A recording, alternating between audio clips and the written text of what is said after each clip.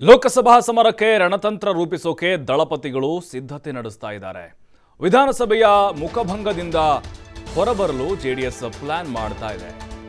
ಕಾಂಗ್ರೆಸ್ಗೆ ಶಾಕ್ ಕೊಡಲು ಮುಂದಾದ್ರ ಮಾಜಿ ಸಿಎಂ ಎಚ್ಡಿಕೆ ಲೋಕಸಮರಕ್ಕೆ ಪಾದಯಾತ್ರೆ ಮೂಲಕ ಸಂಚಲನ ಮೂಡಿಸಲು ಪ್ಲಾನ್ ನಡೀತಾ ಇದೆ.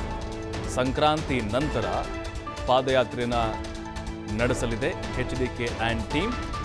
ಹಾಸನದಿಂದ ತುಮಕೂರಿನವರೆಗೆ ಪಾದಯಾತ್ರೆಗೆ ಜೆಡಿಎಸ್ ಸಿದ್ಧತೆ ಮಾಡಿಕೊಂಡಿದೆ. ನೋಡಿ, ಹಾಸನದಿಂದ ತುಮಕೂರುವರೆಗೆ ಪಾದಯಾತ್ರೆ ಮೂಲಕ 3 ಲೋಕಸಭಾ ಕ್ಷೇತ್ರಗಳಲ್ಲಿ ಸಂಚಲನ ಮಾಡುವಂತಹ ಪ್ಲಾನ್. ಕುಮಾರಸ್ವಾಮಿಯವರ ಪಾದಯಾತ್ರೆಗೆ ಬಿಜೆಪಿ ನಾಯಕರು ಕೂಡ ಸಾಥ್ ಕೊಡ್ತಾರೆ. ಪ್ರಮುಖವಾದಂಥ ಡಿಮ್ಯಾಂಡ್ಗಳಿದ್ದಾವೆ.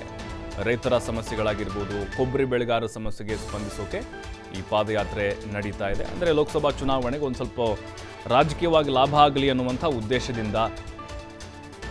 ಅಂದರೆ ಈಗ ಪಾದಯಾತ್ರೆ ಮಾಡಿದರೆ 3 ಲೋಕಸಭಾ ಕ್ಷೇತ್ರಗಳನ್ನು ನಾವು ಅಲ್ಲಿ ಕ್ಯಾಚ್ ಮಾಡ್ಬೋದು ಅಂತ. ಅಲ್ಲಿ ತುಮಕೂರು, ಅದರ ಜೊತೆಗೆ ಹಾಸನ, ಇನ್ನೊಂದು ಕ್ಷೇತ್ರವನ್ನು